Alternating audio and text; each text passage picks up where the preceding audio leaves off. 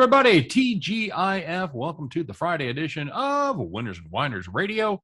I'm your host, Scott Steehn, lead handicapper at winnersandwiners.com. And I'm your co-host, Scott Reichel, senior handicapper over at winnersandwiners.com.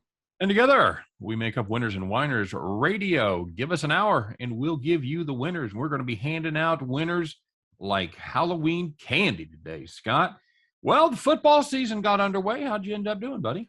Overall, had a two-pick parlay and won. Had the Steelers on the money line, parlayed with the under 31.5. And we said it was going to be bad football. 3-0 at the half was definitely beyond our wildest expectations. Yeah, we figured there was only going to be one half of really terrible football, and there were two. So, man, we're really hitting our stride here. It feels that way, but damn, that was a terrible game.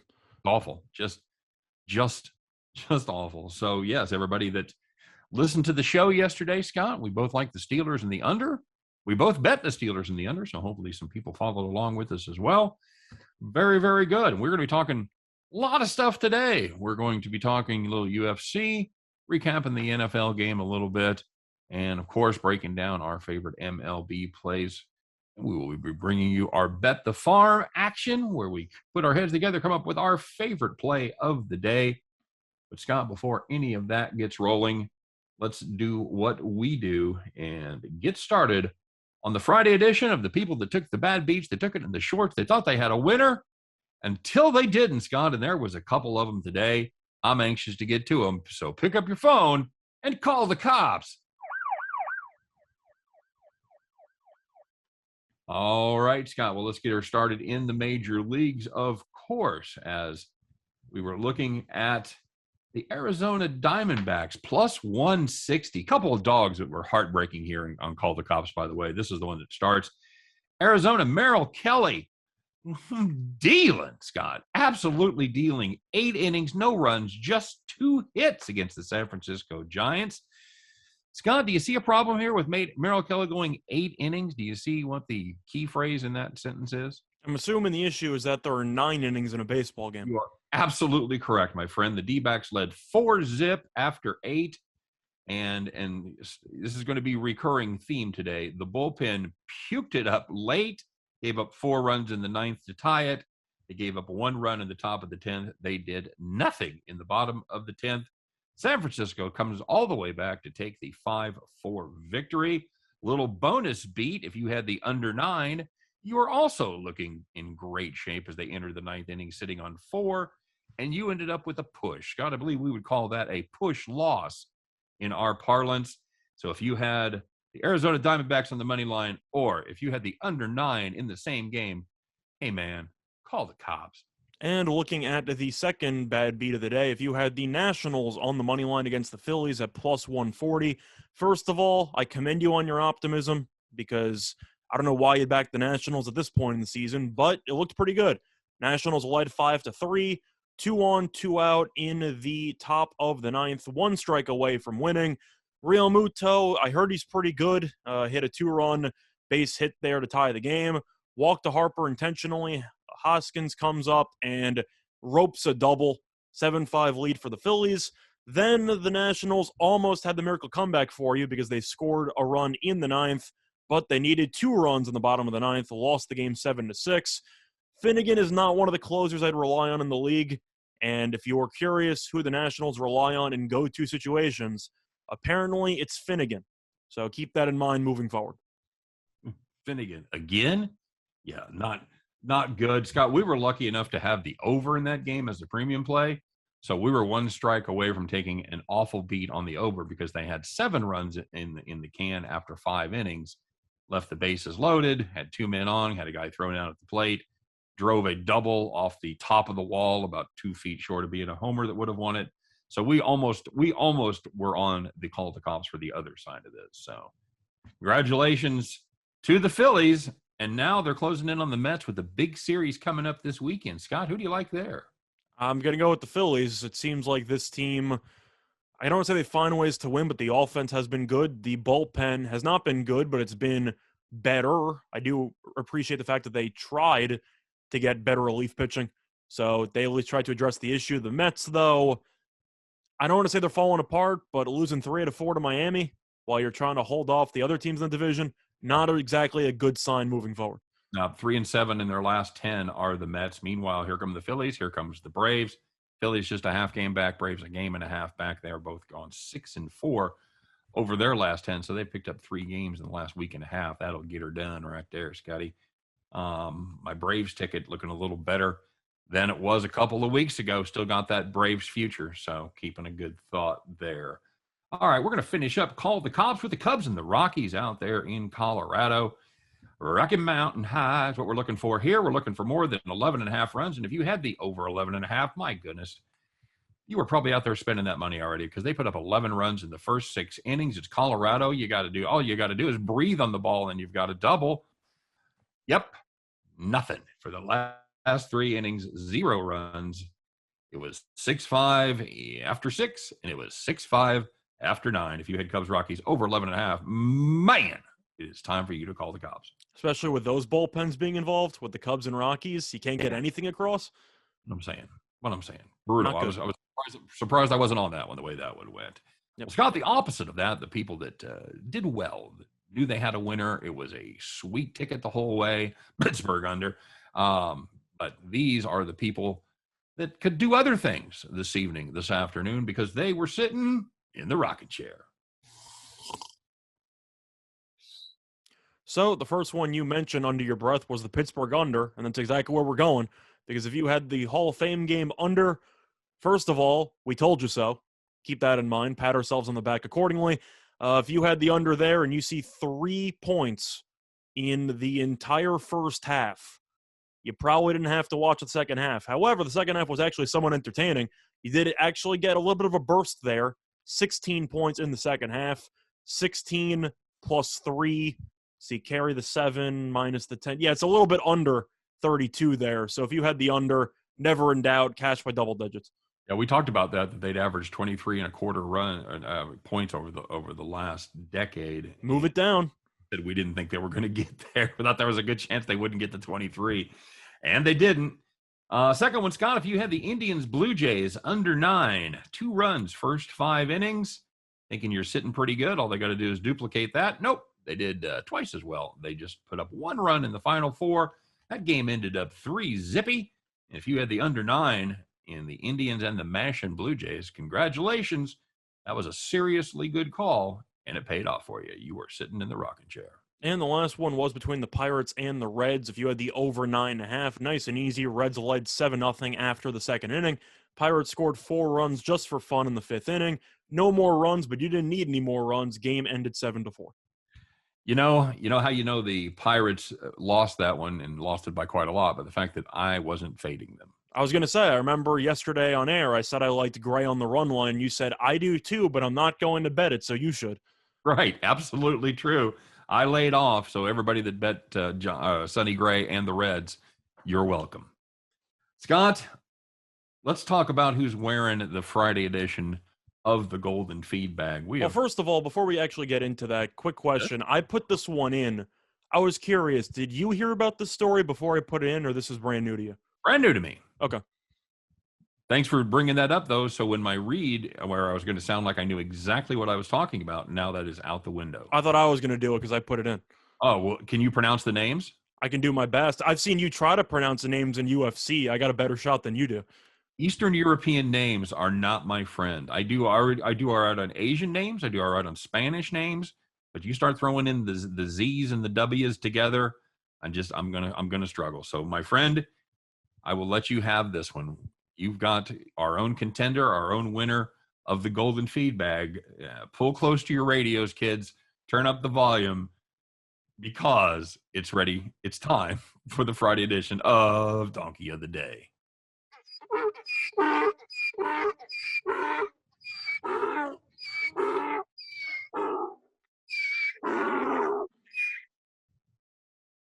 Every time.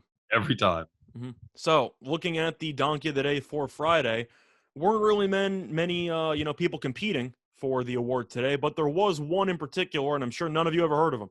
You had a Kazakhstan Olympic wrestler, very nice, Nurislam Sanayev. By the way, I could have done that one. I'm sure you could have. but I threw in the Borat of, impression there as well. So that's bonus points. But anyway, if you were watching Olympic wrestling, maybe you somewhat know the rules. You're supposed to pin the guy. It's a scoring system, stuff like that. No, one of the Not big rules. Not enough tombstones, not enough sweet chin music, a couple of tinkering you need to add to the rule book. No Walls of Jericho.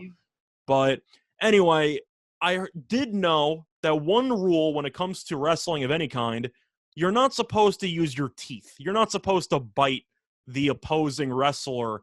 And apparently, our guy, Sanayev, didn't know that rule because he was in the middle of the semifinals.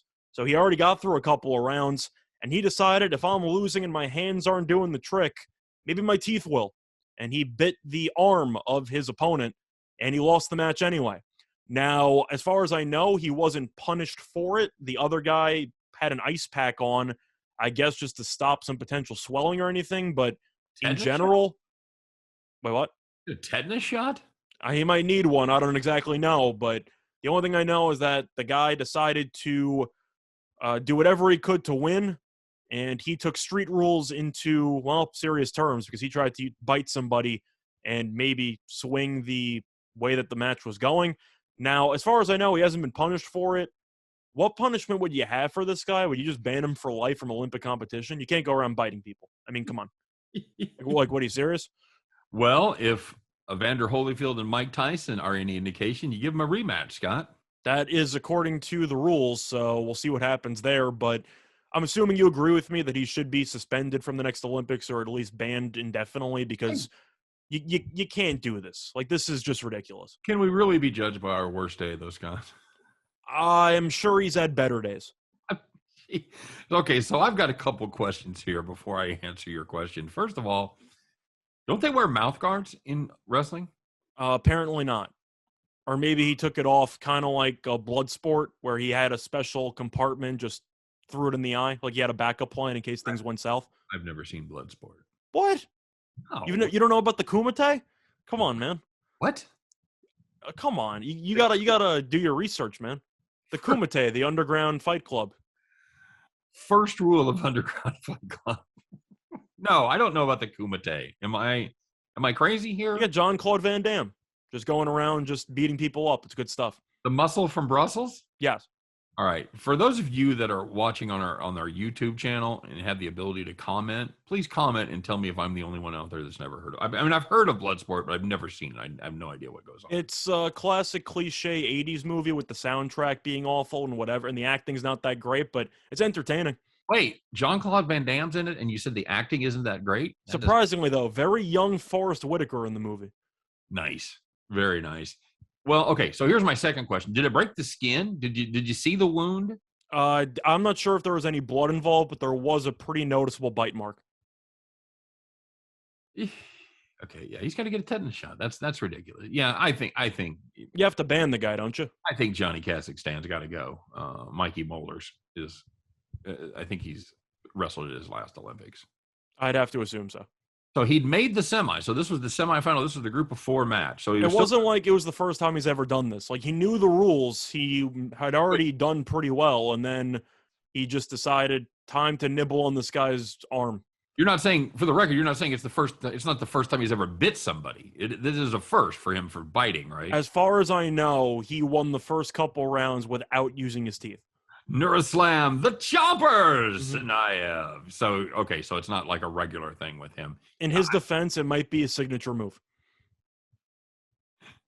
Yeah, I think he's got to go. I'm with you. I don't think you can allow that egregious of a rule violation. I imagine there's going to be some sign because you're probably if you're a wrestler from Kazakhstan, you are probably unbelievably wealthy. So probably be a $17 fine. They don't have to work for a few years to pay off. But maybe Borat's maybe just gave me a bad impression of Kazakhstan. Never been there. Could be really beautiful. I don't know. I don't know. Spending time in Kazakhstan? I have not, but I have watched Triple G fight, so I believe that makes me cultured enough in Kazakhstan culture. Triple G fights? Yeah. What's that? Golovkin, the former champion boxer. Oh, sure. Okay. Yeah. I don't know if you ever watched him fight, but he had a couple fights against Canelo that were very good. You like the combat sports, don't you?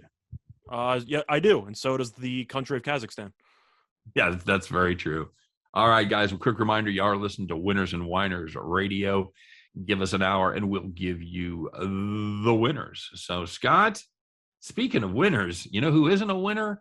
Barcelona. This is a breaking story yesterday.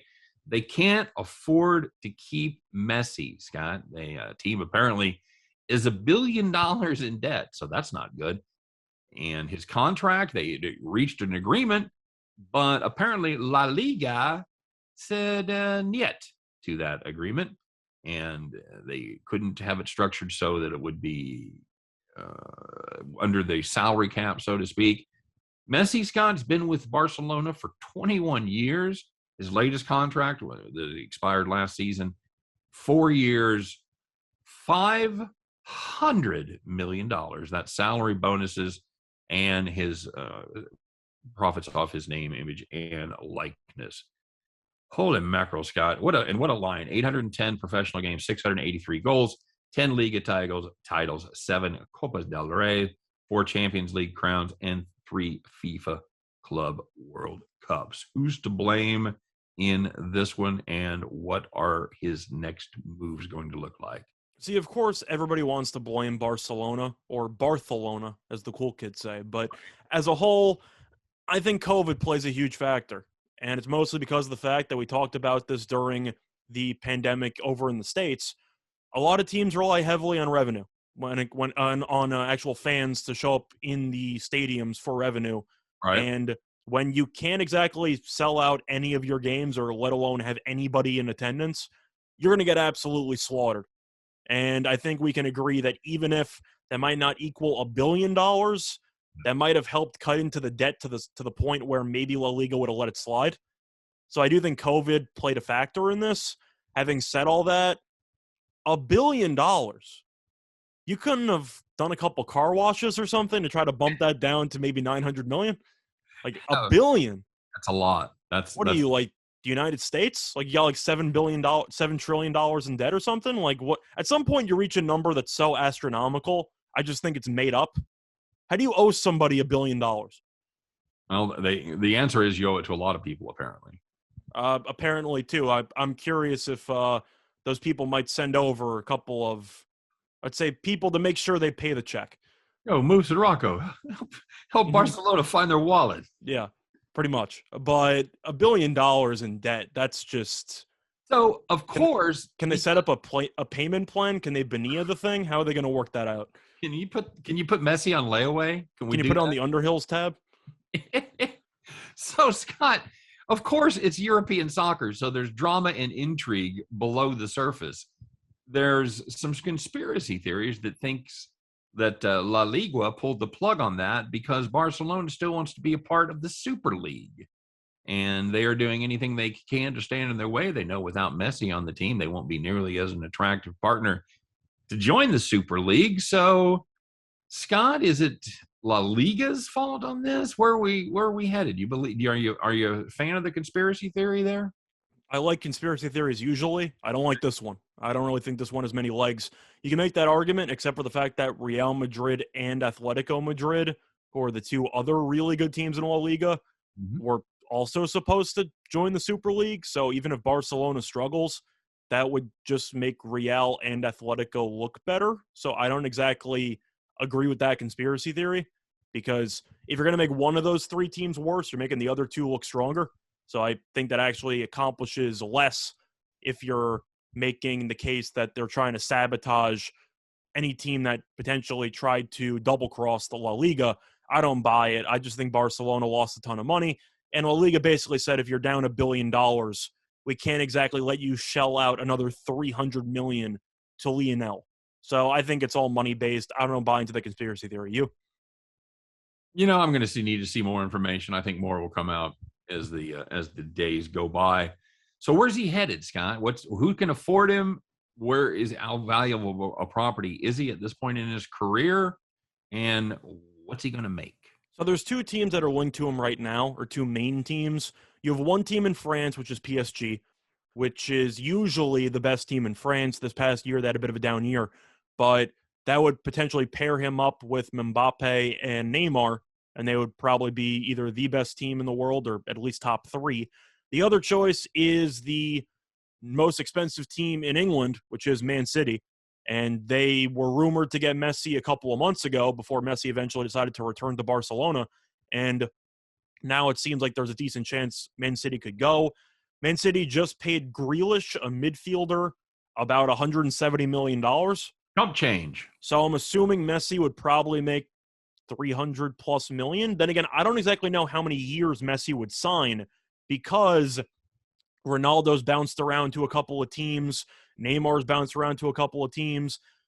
Messi was really the only guy who really stayed loyal to one club his entire career with superstar status. I am curious if Messi would try to commit a couple of years to a new club, or if maybe he'll try to do the medley where he just spends like 1 or 2 years on various teams and tries to win a title. That remains to be seen. How long does he have left, Scott? Because he's 34 now. So what's the time frame for him to be able to play the kind of elite soccer that he's played for the last 20 years? See, people say 34, and people think that Messi's young because you'd think Messi was like 39 because of how often he's played and everything like that. Right. He reminds me of Nadal in tennis because you look at him and go, I feel like this guy's 50, but it says here he's 34. And then you're like, oh, yeah, he started playing when he was like 14 competitively, so he's been around the block a few times. Messi is a guy who relies, I don't want to say solely on agility, but when you're his short size and stature, if he starts to lose a step or two, you'll clearly be able to tell he's not going to be the same guy. However, he has been relatively healthy throughout his entire career. He's really avoided many serious injuries. I'd assume he probably has 2 to 3 years left of elite play before you start to see some serious signs of decline. Do I think he's going to win another Ballon d'Or? No. But I still think he's going to be a top 5 player in the world for probably the next 3 years or so before maybe you start seeing some signs of decline. Best player of all time? I didn't see Pele play. I personally love Ronaldo, but I do think Messi is the case to be the modern era greatest player of all time. Unquestionably top 3, right? Yeah. I think the top 3 are going to be Pele. I think Ronaldo and Messi in any order. I mean, you can make an argument maybe for some other guys, but those are the 3 that I think of when I think of just unstoppable soccer talent. Yeah, and me knowing nothing about soccer, that's probably the 3 guys I would have put on the list too. I did actually see Pele play. I actually saw him play in person, believe it or not, when back in the day. But it's Cosmos? hard. When they played the Kansas City Steers. I don't even remember what That's a name. North American Soccer League, I think, was what it was, and I don't remember what our team was. But yeah, I got to see Pele play, and of course, I was too young to appreciate it, but. I would have been interesting to see him play in today's game. It's comparing eras. I know, even less about soccer, so it's hard for me, especially to compare eras and the level of competition that Pele was facing. But hard to believe he was much better than those 2 guys. Yeah, so I'm not going to group, talking about who's the best ever because I do think eras play a factor. You could also mention Maradona if you want to throw in another guy, but as a whole, I think modern era, so post Pele. I'll go Messi being the greatest of all time. You? All right. Fair enough. Yeah, I'm with you. I'm with you. It certainly comes down to him or Ronaldo, and I know there's people in both camps. So Scott, heading to the Cubsville, Wrigleyville, Cubstown, the friendly confines. They're going to get a lot friendlier for sports bettors, Scott, because the Cubs the Cubs that are doing this. They're building a sports book at Wrigley Field. Should be ready to go in 2 seasons from now. Is that a good idea? Is it the wave of the future? What do you make of this? I think it's a great idea. The Cubs are overpriced at home every year, and they're going to be terrible for a while. So the Cubs fans can make some money as they watch their team struggle. But in reality, will that help the people that want to fade the Cubs? I mean, could you legitimately go to the Cubs games every day and probably pick up 20 cents of value over where the Cubs should be priced just because you're betting it live at Wrigley Field?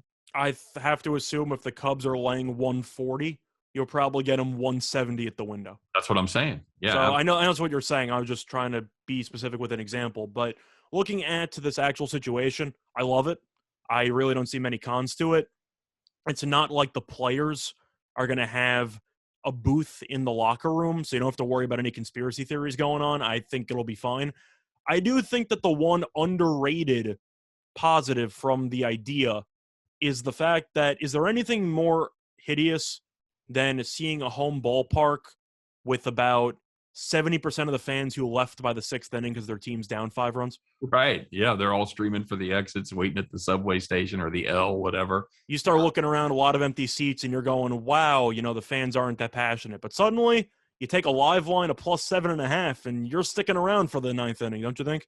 Absolutely. So if they have a mobile app, which I don't know if they will or not, but Scott, can you catch some value in game because you're going to be able to beat them before they can change the odds? I'm assuming no. I know that has been an issue when it comes to some sports books in the past, mostly with potential people sitting in the stands. It's called courtsiding in the business, but people who sit at events and try to call in to others at home, maybe to place a bet before something's been graded or something like that. So that has been an issue, mostly in tennis. That has been around for a while. I got to assume that Wrigley will be extra careful to pull something even faster than other sports books because you kind of have to. It's a good question. Maybe you lock it. Maybe you geofence it and lock it down before the start of every half inning. That'll be my assumption. I don't think they're going to have DraftKings pitch by pitch options.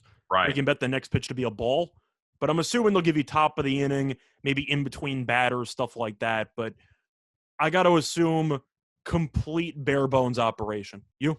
Yeah, probably the same. I'll be curious to see how it is, and I will certainly make a trip there. Are they partnering up with a sports book, or are they just doing this rogue? It was not mentioned that there was any sports book involved. It just said the Cubs were building a sports book. Now, that's dangerous if they have any idea what they're doing. Owned by the Wrigley family? I don't know. Can you walk up to the counter and ask if you can parlay the spread and the money line? Just see what happens. Give it a shot. Yeah, just pretend you're a complete noob, like you have no idea what you're doing, and just see if they help you out. Just go. I want 176 money line and run line. Yeah. Okay. Yeah. I want the Cubs to win, and I want the Cubs to win by at least 2 runs. And then you have some random person who has no idea what's going on, who got hired like 2 days ago. Let me see if I can help you. It's like it says this isn't illegal. Can you help me? God, I can tell you from spending a little time on the other side of the counter that your helpful machine there that spits those tickets out, not going to let you do that, no matter how you put it in. I'm really curious how many people who are even genuinely new are going to try to make up bets that are completely illegal and get angry at the machine for not letting it happen. A lot, I'm sure. Very good. Oh, man. Team USA, Scott, it was a rocky road, but they got there. They're playing for the gold against France. They are 12.5-point favorites. What did they do differently after playing so badly in the exhibition games, playing bad in their opening game against France? What did they do to turn it around, Scott? Was it just the level of competition? I think it was the fact that they got a couple of extra players. I know that they were there for the first game against France, but you didn't really have much from Booker, from Holiday, and from Middleton in the opening game. Right. Holiday's been fantastic. There's really no other way around it. I don't want to say that he's been the most valuable player because I think it's either him or Durant. Levine's been pretty good too. But defensively, we talked about how bad Lillard was in the first couple of games because he couldn't guard anybody. Holiday is easily the best defender on this team, and I do think that his on-ball pressure has definitely played a serious factor in USA turning it around. Now, is USA a good defensive team? No, but they're not god-awful, and that's because of Drew Holiday. So I do think that he has been a huge energy boost to the defensive end of the USA. You? Yeah, I agree. I think getting those 3 guys back in playing shape, like you said, they weren't really ready to go in that first game against France. So I will be curious to see, Scott, because obviously the bookmakers love them. Bookmakers loved them against Australia, and man, if you faded the United States, you looked really smart at halftime, and then you didn't, as they absolutely dominated the second half. I will be curious to see. I'm going to tell you, Scott, I don't think they have any more 11-point quarters like they did against France in the opener. They scored 11 points there in the third quarter, and that was pretty much the difference of the game as France scored 25, and, Bob's your uncle. There you go. So I wouldn't be surprised to see him cover. I really wouldn't. You think they cover? I mean, if you want to talk about locks, I'm not going to say that it's impossible for France to win twice, but Team USA played so badly in the opener, and they still almost won the game. I got to assume the Team USA is going to win. It might be close, might not be, but I think Team USA is going to go home with the gold. All right, welcome back, everybody. It is the second half of Winners and Whiners Radio. I am your host, Scott Steehn, joined by Scott Reichel. Give us an hour, and we'll give you the winners. Well, Scott, we've already dealt out a couple of winners, or what we anticipate will be winners. But, Scott, let's talk about yesterday just one more time here. I want to talk about a couple of games that, for lack of a better term, Scott, I think there was something wrong with the odds makers. Personally, I think the odds makers were drunk. Not good at all, my friend. So, there's a couple of contenders here, because there was a couple of huge dogs that really paid off well. Let's start, shall we, Scott, in Houston, Texas, as the Houston Astros were minus 240 favorites against Minnesota Twins and Griffin Jacks. Griffin Jacks dealing, Scott. Minnesota Twins win that one 5-3. Odds makers, what are you thinking? Are you drunk? And heading to Chicago? How about those Kansas City Royals? Young rookie Daniel Lynch on the mound against grizzled veteran Dallas Keuchel. Chicago White Sox somewhere around minus 200. Obviously, they were drunk, underestimating the Royals. The Royals are now 8-0, their last 8 against left-handed pitchers, and they chewed them up in this one, too, as the Royals bashed them for 3 runs. And that was enough. Odds makers, what the hell? Scott, you got one? I think the main one's just the under in the Hall of Fame game. And it's one thing to be wrong. You're wrong by over 12 points. Like, it wasn't even close. No, that was just absolutely mind-numbing there about, I don't know what you do. What do you set that at, what, 23? What do you set it at? I really am not sure, but that's the problem, because you can't set it too low. And of course, we're judging everything based in hindsight, but you got to assume that 33 was too high. We mentioned the average point total was 23 over the last decade. Right. You got to put it somewhere in either the high 20s to even lower 30s, but 33. You got to look at the quarterbacks alone and realize they're not going to get to 20-something points. Yeah, I'm kind of with you, Scott. I was really surprised. I wasn't surprised it went under. I was surprised it went under by that much. Let's just put it this way. I'm not surprised that one of those teams did not score a touchdown. No, absolutely not. So, all right, Scott. Well, it's Friday, and you know what that means. It is time to do our segment that we like to do every Friday, as you get a chance to show off your mad skills in the combat sports arena. Scott, got a big card in UFC coming up this Saturday night. It is once again time for Puncher's Chance.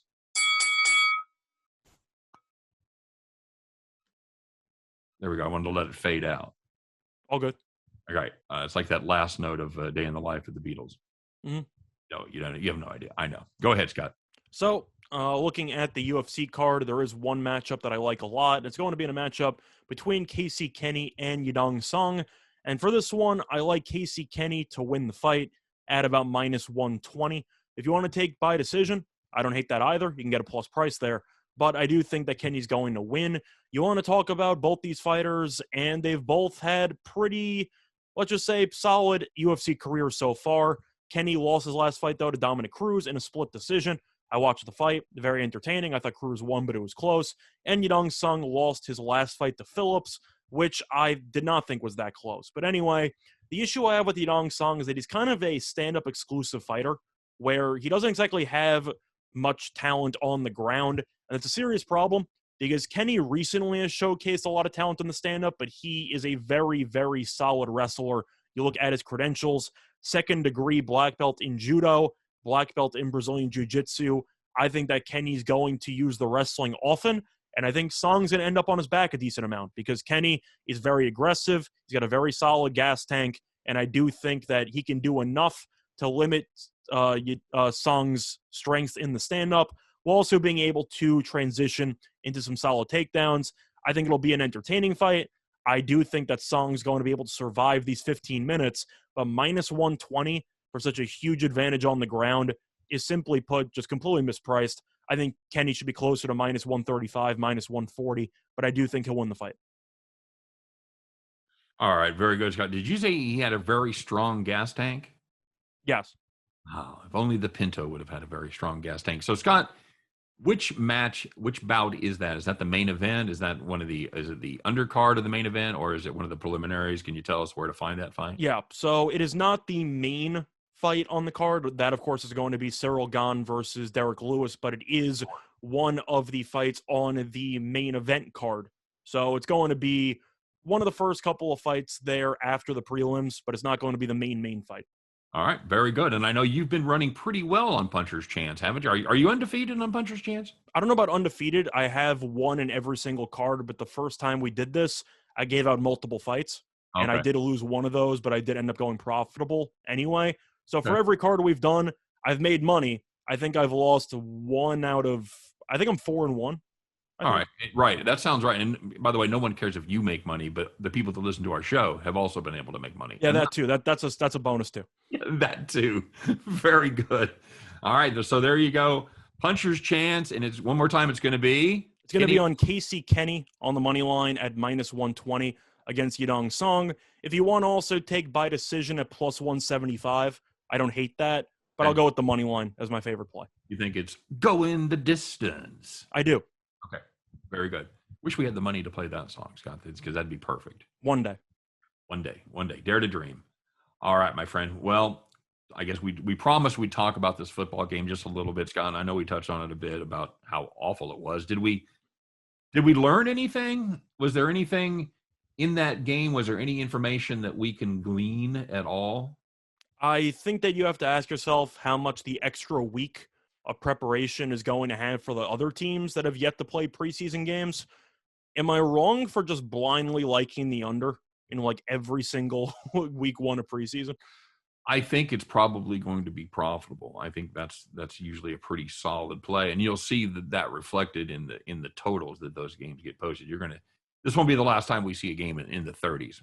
I think this will be the lowest total before the final preseason game, hypothetically, but I think most totals will probably be around, I'd say, anywhere from 36 to maybe 40 flat, give or take. Yeah, absolutely. I mean, I can't imagine. If we see a 45, I'll be stunned.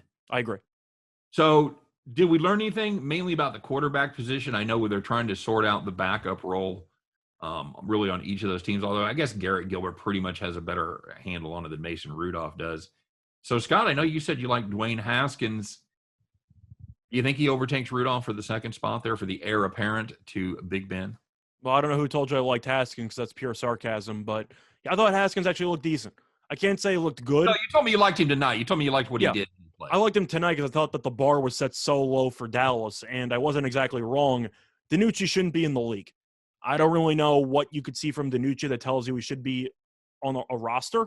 He was absolutely terrible. I thought Gilbert was okay. I thought Rush was okay. The main issue was turnovers. A couple of really brutal fumbles by the Cowboys, and even an interception by DiNucci where he just threw it into double coverage and it just got easily picked off. And a brutal fumble by Pittsburgh to start the game on their first drive that led to the only points Dallas got all night. Correct. So I'm mostly talking about the Cowboys. I just thought all the quarterbacks looked average at best. DiNucci looked useless. He shouldn't be on the team. Ran for 34 yards. Yeah. As for Pittsburgh, I think Rudolph was okay besides that ridiculous reverse fumble, which was just, I don't know what Rudolph was trying to do. What are we running in the first week of preseason? Really? That's the one you're pulling out of your bag? You've had time to get that the fine edge on that play, have you? No. It's something that Rudolph I don't think was exactly prepared for. Haskins was okay. Then again, you looked at the playbook and it was everything we said it was going to be. Bunch of handoffs up the middle, couple of stretch plays, mostly involving dump offs to the flats. So I expect low scoring games. I think you'll see the same game plan by most teams in the league for the next preseason game that they have. Yeah, that was not just vanilla. That was like Sonic vanilla right there. That wasn't even like a French vanilla or a nice Ben and Jerry's. That was Sonic. Give me $1. Here's a cone with vanilla. That's how vanilla that game was. Any feelings on the running back situation for Pittsburgh? Both Najee Harris and McFarland average about 3 yards a carry. Anything that we've learned there? Not really. I think Harris is still going to be the starter. McFarland, I simply think, is a little bit too small to be an every down running back. Of course, Benny Snell didn't play, so you do have to wonder where he's going to factor in. I didn't really think anybody looked that sharp on the ground. The one guy who did impress me a lot in general was going to be the rookie that the Cowboys ended up drafting, Parsons, who I thought was very good. I know he had a fumble recovery early on to the game. I thought he looked solid. So if you want to talk about guys who jumped off the page for me, for his first ever NFL game, quote unquote, I think Parsons looked pretty good. You? Yeah, I agree. Was thought he was going to be a monster there coming out of Penn State. And he's the favorite to win Defensive Rookie of the Year, and I can understand it because he, at no point in the game tonight, did he look completely lost. Hopefully, if you're going to play the odds on that, you got them before this game, because I guarantee you they were better yesterday, or they were better on Wednesday than they ended up being on Thursday night. I think you'll agree with that, though. When it comes to betting on rookies in the season, if you want to look at preseason and what to judge for defense, look like you know what you're doing. Yes. That's really the only goal you have to have as a rookie who wants to actually have an important, I'd say, spot on the roster. Yep. Parsons looked very comfortable. Yep. Know your assignments, know your responsibilities, and keep to them. Yeah, that's pretty impressive, Scott, considering he's been, in training camp for 2 weeks. Yeah, and of course the fumble was kind of lucky because it's a reverse. The guy drops the ball and Parsons is right there, but still, right spot, at the right time. Yeah, absolutely true. So we'll see what happens going forward. Both of these teams. Well, I know Scott expects a little bit out of the Cowboys, thinks they might contend in the East just because the East is so bad. We both expect nothing out of Pittsburgh, and I don't think we saw anything out of either one of these teams that makes us drastically change our opinion there. Well, we shouldn't have seen anything to drastically change our opinion besides some brutal injury. When Claypool was down there for a second, I know everybody's hearts were in their throats there in Pittsburgh. Yep. Because, first preseason game, that would have just been absolutely brutal. Absolutely brutal. So now we've got to wait for till a week from today, Scott. Next preseason games next Friday night, Saturday, that kind of thing. Yeah, I believe so. It's going to be a long week, buddy. It's going to be long. Actually, you have a couple of games on Thursday. Okay. All right. Very good. So just 6 short days. We'll be back in with football. I told you it's like you ordered the food and they bring the salads right out and you're like, oh, this is going to work. And then all of a sudden you got to wait because it seemed like this preseason game was there really fast. And then, we got to wait. All right. So, all right, Scott. Well, I do want to remind everybody once again, you are listening to a Winners and Winers Radio. Give us an hour. We're going to give you the winners. And that is what we're fitting to do right now as we break down the Friday card, share a couple of our favorites. And of course, stay tuned, everybody. I know you've been patient. I know you've been waiting, and we're going to have it for you. It is the Friday edition of Bet the Farm. So, stay tuned. We'll be coming up with that. So, Scott, we're starting to reach the point in the season where there's some big series going on. We touched on this briefly before, but it's going to be the New York Mets and the Philadelphia Phillies. Phillies are just a half a game back. That series opens tonight, 7:05 Eastern Time. Marcus Stroman goes against the newly acquired Mizzou grad Kyle Gibson for the Philadelphia Phillies. This game opened as the Phillies favorites of -108. Now pretty much a little bit of Philly money coming in, sitting somewhere around -113 or so. Opened 8.5, and it's now up to 9. Scott, who you got here, and who's going to be in first place when this series is over? I think it's a very tough series to predict because every team in the NL East can be good or bad on any given day, or even any given inning. I don't even think they can get through a game by being consistent. But looking at the actual matchup here, I'm going to go with Philly. At the end of the day, the Mets are 4 over, but they're 9 under on the road. This is not a good road team. Philly, though, very good at Citizens Bank Park. They are 31-21 at home. Couple of really impressive come-from-behind wins against Washington over the last couple of days. Gibson was really good in his franchise debut. Stroman was good. Then he ended up struggling a little bit recently. The Mets losing 3 out of 4 to Miami is concerning. Phillies have the better offense. Harper is starting to look like a potential MVP candidate because DeGrom and Tatis, of course, are out indefinitely. I'm going to ride the hot hand here. I'll take the Phillies. You? Yeah, I'm with you. I'm I don't love the Mets on the road. Their bullpen has been pretty good all year, but it's been much better at home. And personally, Scott, I'm of the opinion that a win like they had yesterday against the Nationals, that kind of come from behind, gritty, 2-out, 2-strike win, I think that maybe means a little bit more than the average win. I think that may give them a little impetus, and they might be flying pretty high heading into this series. And yeah, just to reiterate, Mets road bullpen ERA 4.86. So a much better unit at home than on the road. I'm with you. I'll take the short favorite there on the Philadelphia Phillies minus 115. I'm going to lock that up before it gets any more out of hand. As far as the total goes, Pass. yeah, I would probably, if I was going to play a total, I'd probably play the first half under. I have a hard time taking it over with the Mets. Yeah, I'd play the first 5 under. You never know if one of these bullpens is gonna puke it up late. Yep. I think that's probably the way I'd go on that one. Wade Miley dealing against Brubaker. Brubaker, Scott's pretty much sucked in every game this season, except when we faded him last start, when he was actually very, very good. Cincinnati prohibitive favorite here, open minus 215. Holy mackerel, here comes that Pittsburgh money, as that line currently stands at minus 210.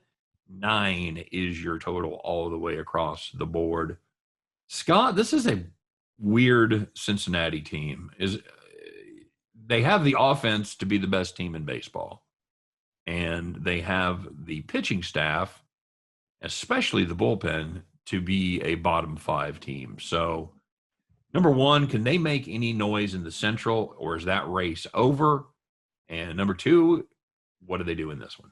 Of course, anything's possible, but in my opinion, I think that race is over. I just think the Brewers are too good. They're just too consistent. I know that the bullpen we've mentioned issues with for Milwaukee still significantly better than Cincinnati's, so I'm not even going to compare those two. But Milwaukee is the starting pitching. The lineup has been surprisingly decent after such a terrible start for Milwaukee. I don't think Cincinnati's got enough in the tank to catch them, so I think they're going to be on the outside of the playoff picture when it's all said and done. But against Pittsburgh, I like him on the run line again. I mentioned how recently Cincinnati has buried Pittsburgh, and I also like him even more because I know there's no chance you're taking Cincinnati on the run line, so I think they'll probably get it done. Can't do it. I'm laying off the Pittsburgh Pirates. I'm laying off fading the Pirates. So everybody out there, feel free to bet extravagant amounts of money on who's ever going up against Pittsburgh. And yeah, I think you should start it with this one. Although Brubaker, I will say, Scott, I misspoke. He's actually been decent in his last 2 starts. He went 6 innings. 1 run his last time as they picked up the win against Nola and the Phillies. And he did give up just 2 his start before that. Of course, he just went 4 innings. So I don't mind Brubaker. I don't think he's good. I don't think he's awful. But I think Wade Miley has been a very underrated pitcher this season. Absolutely. And I mentioned the Reds' run line yesterday, and that ended up working out. Pittsburgh just stinks. Especially when you're not backing them or when you're not fading them. Pittsburgh is so bad. Funny story, Scott. It looks like Wade Miley has faced the Pittsburgh Pirates and never seen one of their games go under. Fantastic. So it means the Reds will score 8 runs in the first 2 innings. Well, I'll tell you what, it all comes down to the fact that they've scored 49 runs for him in 6 games. That's pretty good. That'll do right there, boys. All right, so get yourself down on Cincinnati. I'm laying off, so you should be good to go. Scott, are there any games here that really get your attention that you're excited about? There actually is one. I don't know how Cleveland against anybody, especially against Detroit, is laying about 150. I know Quantrill's been okay. Manning is not. But Detroit has had the best offense since the All-Star break. If you want to talk about runs per game or just total runs, I saw that. What was that? Detroit has the most runs since the All-Star break. The dickens, you say? Yeah, it's a thing. But Detroit did well against Boston over the last couple of days. Cleveland got destroyed by Toronto. At the end of the day, Detroit is one of those teams that are still undervalued somehow. Cleveland, we've mentioned in the past that the pitching staff has not been as good as we thought it was going to be. Of course, Frank Kona not being there hurts. The offense stinks. I'll take the hot team getting plus money. I'll go with Detroit. You? I just don't love Manning. Manning stinks, but I'm hoping he only goes like 3 innings. No, I'm all over Cleveland here. Cal Quantrill. It's a pure value play for me. I can't lay 150 with Cleveland. I just can't do it. No, you got to do it. You got to do it, buddy. Agree to disagree, because I don't think you have to do it. We can prove this, Scott. We'll just check back in Monday and see how this one went, because That is true. Montreal's been good, giving up one or less in his last 4 starts. I just don't see it going Detroit's way, and I like Detroit. I like that scrappy young bunch of overachievers. What do you think? So, what do you think Cleveland should be in this game? You think they should be 150? I think they should be around 125. With Matt Manning, I think they should be. I think 150 is a pretty good number, maybe even a little higher, 155, 160. I think you're giving Cleveland too much credit. Okay, well, they're still a team that's not awful, Scott. They're just one game under 500, and so But this is a series. This is actually interesting, Scott. You talk about the big series in the NL East. They could actually, let's see here. If Cleveland were to get swept, they'd be 52 and 56. They're going for third place. The Tigers could be in third place at the end of this weekend if they swept. Yep. That's just phenomenal to me. So probably the second biggest surprise after San Francisco. Probably.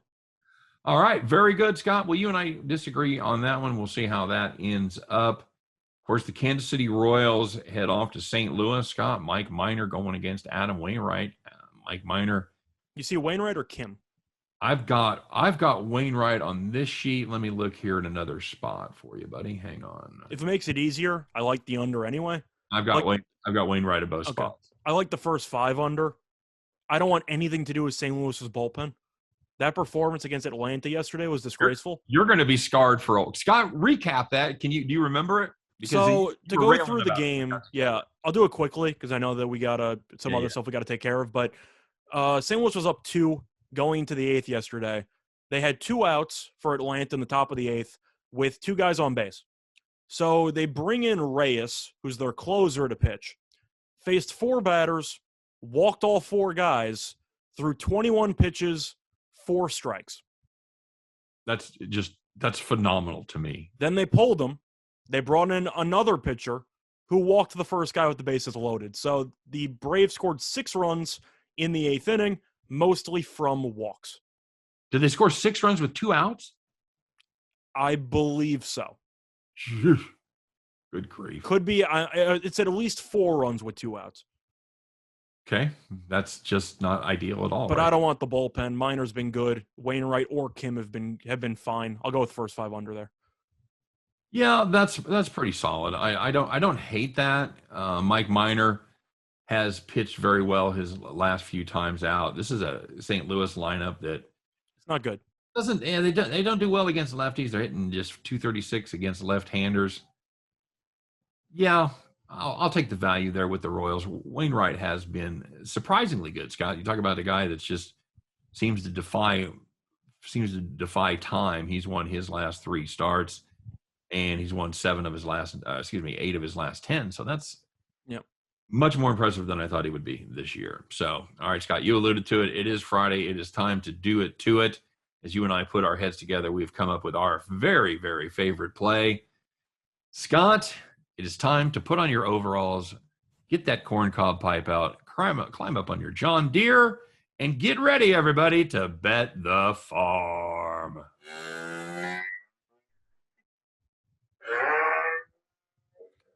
So the bet the farm play is going to be on the Oakland Athletics on the run line, around -120 against the Rangers. You have Bassett on the mound for Oakland. He has faced the Rangers 3 times this season. Been pretty good. 3-0 record, .86 ERA. The Rangers can't touch him. They can't touch anybody, and the offense will struggle once again in this one. Meanwhile, you have Fulton Evans on the mound for Texas. 8.39 ERA on the road, 7.36 ERA in night games, and he's allowed 31 home runs this season. Might turn into a bit of batting practice. But you want to talk about road woes, the Rangers are 13-40 on the highway. They have lost each of their first 10 road games since the All-Star break by at least 2 runs. Give me Oakland on the run line. That is absolutely incredible right there, Scott. And what's hard to believe is they are almost as bad as Arizona. Arizona set the major league record for road ineptness of losing 23 in a row. They're 13-41. Rockies are 13-40, the same as the Rangers. Yeah, just absolutely 3 horrible, horrible road teams. So we definitely like take care of business there. And that is going to be our Bet the Farm play for today. Take those Oakland Athletics on the run line, -1.5. And Scott, it's most impressive by how much they've lost their road games by. That is just phenomenal to me. They've lost their first 10 road games, as you mentioned, after the All-Star break and haven't hit the run line in any of them. Yep. It's just fantabulous to me. So, all right, guys. Well, that is pretty much going to wrap it up. Scott, any thoughts? What are you doing this weekend? Anything exciting? Overall, mostly just watching sports, yearning for more football, but taking it easy. You? Yeah, pretty much the same thing. I'm actually going to go see Garth Brooks on Saturday night, Scott. I didn't know he does stand-up by himself. I've never seen him before. He will be at Arrowhead Stadium. So nice. We're pretty excited about that. We're going to be with 80,000 people in the middle of the pandemic. What could go wrong? What's the odds on a Mike Myers cameo? Could be, Scott. We'll just have to see. That should be fun. I'll be watching sports just like the rest of you guys. So for me, for Scott, for the rest of us here at Winners and Winers Radio, thanks for stopping by and checking us out. And we'll see you Monday on Winners and Winers Radio. Take care, everybody.